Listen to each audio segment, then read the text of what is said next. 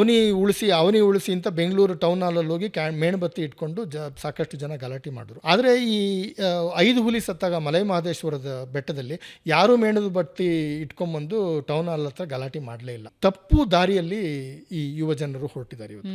ಯಾಕೆ ಅಂದರೆ ಅವ್ರದ್ದಷ್ಟೇ ಅಲ್ಲ ತಪ್ಪದು, ನಾವು ಹೇಳ್ಕೊಡೋರು ಹಂಗೆ ಮಾಡ್ತಾ ಇದ್ದೀವಿ.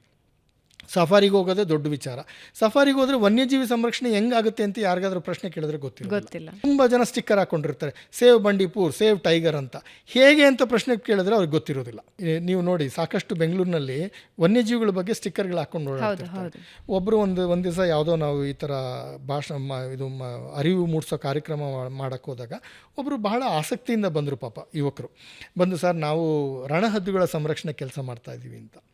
ಏನು ಮಾಡ್ತಾ ಇದ್ದೀರಾ ಅಂತ ಹೇಳಿದ್ರೆ, ಈ ಥರ ಸ್ಟಿಕ್ಕರ್ ಮಾಡಿಬಿಟ್ಟು ಹಂಚ್ತಾ ಇದ್ದೀವಿ ಸರ್ ಅಂತ. ರಣಹದ್ದು ಸ್ಟಿಕ್ಕರ್ ಮಾಡಿದ್ದೀವಿ ಅಂತ ಹೇಳಿ ಕೊಟ್ಟರು.